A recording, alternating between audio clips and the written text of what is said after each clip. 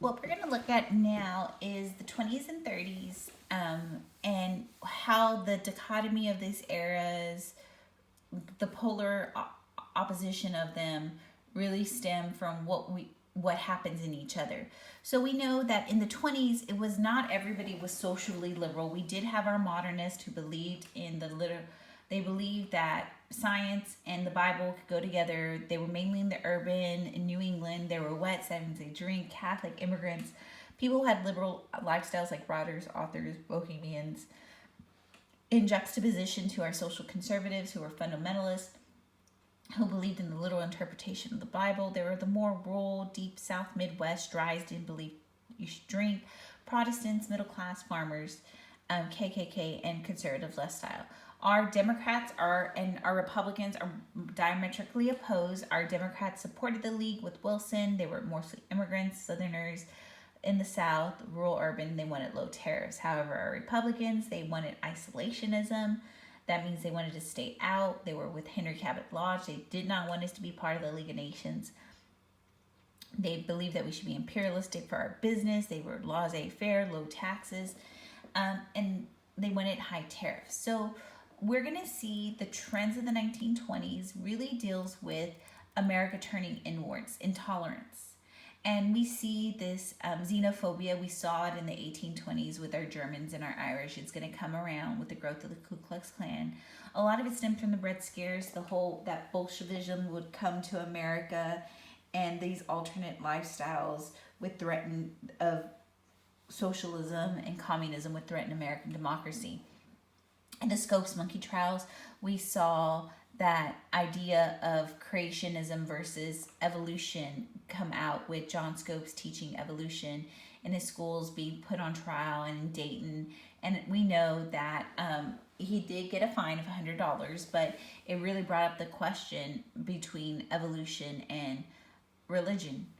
Sacco and Vanzetti apparently had killed the postmaster general, and he was not postmaster general, but the accountant of this area. And we see that they just identified two Italian immigrants, and both of them had alibis. But we're going to see that just because they were two Italians, they were put to electric chair. The U.S. will come up with the Emergency Quota Act, which will restrict immigration to about 3% from the 1910 census, and then we go back to the 1890 census with the Immigration Act, and would bring it down to 2%. Both these acts restrict immigrants. We also see prohibition leads to the rights of Al Capone and gangsters to bring in that illegal alcohol. We're seeing that there's so much social changes, and a lot of it stems from what the war put on Americans. We see that now the woman went outside of the household to help during the war, and that this gave them suffrage. We see that they found new independence with birth control by Margaret Sanger, also new labor-saving devices such as the refrigerator, the vacuum cleaner, the toaster, and all of these new things give women more time. Again, many people after World War I were tired of sacrifice, and they looked at indulging. They were exposed to European morals, the exposure of the city, and just the not being known and being able to do what you wanted. Technology, radio is going to standardize American culture. We see new movies. We see the airplane challenging the limits. We saw Charles Lindbergh being the first American to be able to travel by plane to Paris over the Atlantic Ocean, gives him fame. And we see the automobile allows for people to travel a little bit further, people to have a little bit of new morals, and also it allowed for organized crime to be able to bring in the alcohol. Prohibition is not going to be followed, that 18th Amendment. We see the speakeasies where people could be able to obtain the alcohol. The Volstead Act was to at least help the police to be able to enforce it. It does not work because, again, gangsters are bribing our cops. But we see the economic growth of the 1920s. We see prosperity, a lot of it from laissez-faire and low taxes. We see that Bruce Barton, the whole advertising using sexual appeal, technological advances allow people to have more time, and so they have more time, they could enjoy the movies. We see the refrigerated cart allowing for consumer goods to, such as fruits and vegetables, to be able to stay fresh and be able to get further. Education, we've talked about this, that education, Freud's ideas come in, and we're seeing that he concerns about mental health, saying that people need to be express their feelings, and this is what leads to a little bit of the vivaciousness of the 20s teenagers, not teenagers because they're not teenagers to the 50s, but young adults. We see high school attendance becomes mandatory, but we also see the growth of music. We saw that the Great Migration that led people up from World War One, the African Americans, they brought their music from down south, and this new jazz music is going to be in Harlem, and people are going to try to encapsulate this jazz music, which will lead to artists coming out of Tin Pan Alley to create white bands to be able to play sheet music. We see the Harlem Renaissance really focus on the rebirth of African American culture. We see people like Marcus Garvey with the Back to Africa movement and just having solidarity for the African American community. We see poets like Langston Hughes who tried to encourage African American individualism, and Claude McCain. We also have the disenchanted authors who just say, like, they're like the emo authors of their time, who just focus on how the war was supposed to be this war of liberation, but it really wasn't. Right? And so we're going to see the 1920s, again, as a return to laissez-faire, as a return to the Gilded Age. Those antitrust laws, Sherman and Clayton antitrust, are not enforced. The tariffs go up. We see the Supreme Court takes a lot of way of our progressive reforms. They invalidate the minimum wage that help women and children. They kill child labor laws. They reduce taxes. And we see that all of this leads to problems that will couple into the Great Depression. The Washington Naval Conference was supposed to be elimination of the ships, and it was supposed to eliminate arms. It was supposed to create peace because the U.S. had not joined the League of Nations. Calvin Coolidge, we see that our economy, it takes hold. Laissez-faire is what it is. Prosperity happens to all of Americans, but except blacks, laborers, and farmers. The Dawes Plan, we talked about this before, about the U.S. helping Germany kickstart its economy so it could pay the Allies, so the Allies could pay back us, and then eventually Germany will pay it back us. It did not work. The Kellogg-Briand Pact Act, that was a moment for peace that all these nations signed, and we know that they're going to sign, and this will be a document that really does not guarantee peace. Hoover comes in, and he's promising prosperity. He's promising that everybody will have 2 cars and a garage and a chicken in every pot. And then a couple of months into his presidency, we get the Depression. We also know that the U.S. invades, the U.S. does not honor its 9-power treaty, 5-power treaty, 4-power treaty that was from the Washington Naval Conference, or the Kellogg-Briand Pact. When Japan invades China, we just say it's an incident, and Hoover Steinman goes in saying, hey, please, that's not anything you obtain, give it back to Japan, and Japan give it back to China. It doesn't.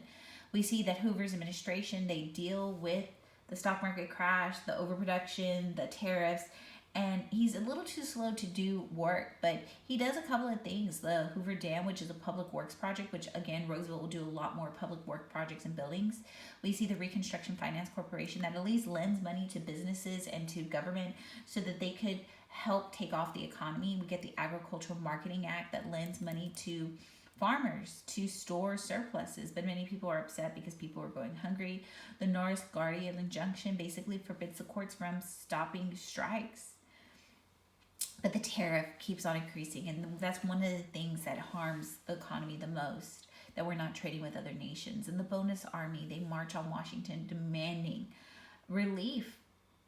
Veterans get paid their bonuses, and again, a lot of them are arrested. Okay? So we're going to see many people criticize Hoover for leading the Depression and not doing too much, and things are named after him, such as Hoovervilles, Hoover Pocket, Hoover flags, and Hoover blankets. And again, we know that Hoover, yes, he did not do much, but he at least started a road that Roosevelt will do a little bit further. So Roosevelt, we're going to see that he comes in saying that the government is the solution. The government needs to come in. And they're going to provide relief, which is jobs, recovery, things to fix the economy, and reform new laws to prevent it from happening. We see the Glass-Steagall Banking Act, the FDIC. We talked about this, that it protects, at this time, $5,000 in a bank account. Today, up to $100,000. We see the Civilian Conservation Corps, which was one of the most popular New Deal agencies, where young men would go into our national parks or create trails.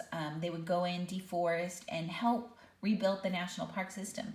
The Works Progress Administration created buildings, they created artwork, they went out and took histories. And again, these two things are getting jobs.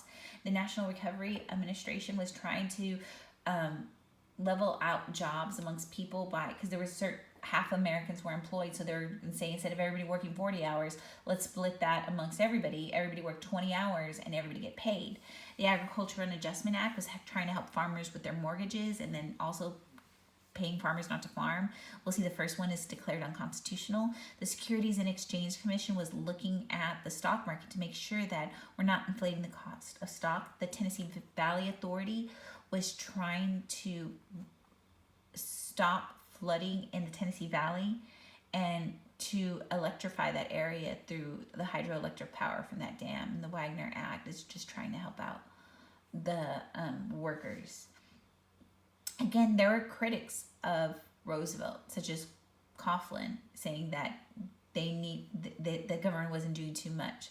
Huey Long saying that they need to have their share of wealth, and Dr. Francis Townsend saying that every American should get, every man over 65 should get $200. And again, we see Roosevelt try to pack the court, put people in who were like-minded like him, and that doesn't pass. We see that the Dust Bowl really harms the area above Texas, and this is going to lead to the resettlement of people, and we see people move to California to look for jobs. And again, our government, we're having issues. The government deficit spends. What really, Roosevelt's New Deal does not get us out of the Great Depression.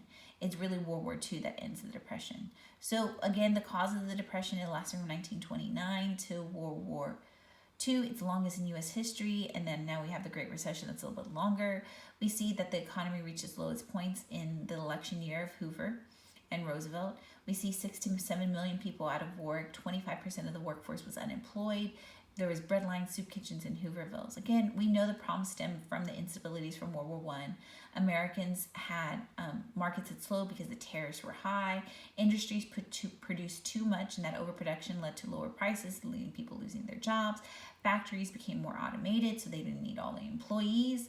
Buying on installment plan, people used credit and they couldn't pay back all of that stuff. Corporations, they inflated their stock values. Many people borrowed money to pay for stocks they did not have the money to pay for, and so the banks will fail. Banks used money from the depositors for stock speculation. Savings accounts were not insured. Again, laissez-faire. There was nothing done by the government.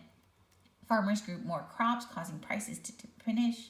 We see the Dust Bowl, which is the overplanting of this area, led to the drought on the Great Plains. The government tax cuts for the rich never made its way down.